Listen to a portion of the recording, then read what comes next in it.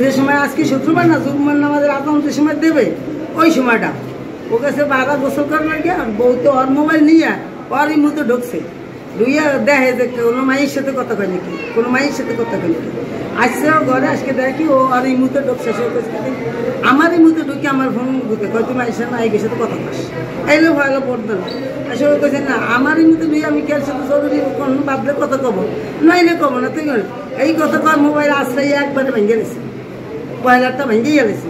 পরে মোবাইল কোয়ার্ডার হয়েছে, কোয়ার্ডার হয়েছে আমি বাইরের দেশকে দাঁড়াইছি পাই তোরও দেখো তোরও দেখো। আমি কিন্তু অত জঞ্জালের কিছু জানি না, আমার কাছে তোরও দেখো তোরও দেখো এরম কর।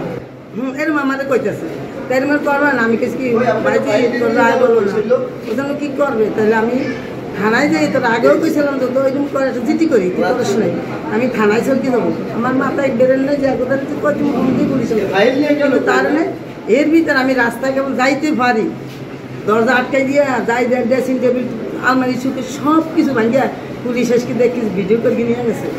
দরজা একটু বড় ফুল তক্তা তাও ভাঙিয়ে রয়েছে। ওই ঘরে গেছে না, ও আমি কইছি যাইস না, ও গেছে কেন গেছে বাকি যদি গলায় ধরি দে বুঝছেন আমাকে ভাই, কিন্তু ওই দিকে যদি গলায় ধরি দে ঘরে আরা উঠছে সেই ভয়তে ও ঘরে দিয়ে গেছে। ওই মানে আম কাটিয়ে খাইছে, আম কাটা ছুরি ছিল ঘরে, ওই ছুরি গেল ইউদ্রা ছিল, ইউদ্রা সারাদিন আজকে খায় আমি উদ্রা সার সাথে যাই ছুরি ঢুকাইতেছে। কে ঢুকাই দিছে? ওই বউতে, হ্যাঁ বউতে তো ছুরি যাই ঢুকাইতেছে, ওদের বাবার মারি ছিঁড়েই পড়ে গেছে। সব মানুষ দৌড়ি এসকে আজকে দেয় ওই অবস্থা। আমি একবার ব্রিজে গেছি, থানায় দেবো গিয়ে বুঝছি সত্যি কথা, আমি কব সত্যি কথা, আমার যে লোক ফাঁসে যাও, কিন্তু আমি থানায় যাবো গিয়ে রাস্তায় গেছি শুনি কি মানুষের ছিঁড়ে ছিঁড়িয়ে দেয় বাইজিৎ মর গেল, বাইজিৎ মর গেল।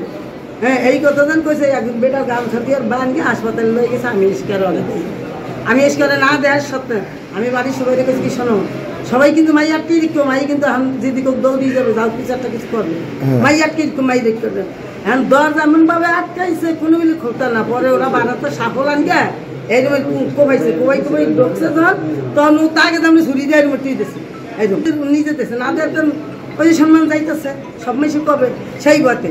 এই সময় বাইরে তো হাসপাতালে আমিও টুঙ্গি বেড়াতে কেউ ঘরে নেই, ও একা এই সময় আমার বউ মারামারি এই কারণে শুনলেন না, ও বলে খালি মায়ের সাথে কথা করে ইয়ে করে এই মাইয়া। দুপুরবেলা আমার কাছে বায়েজিদ শেখ এবং মানসুরা নামে দুজন হাজব্যান্ড আসে। তো মানসুরা পেশেন্টটা মোটামুটি আশঙ্কা মুক্ত, আমরা ভালো অবস্থায় পেয়েছি।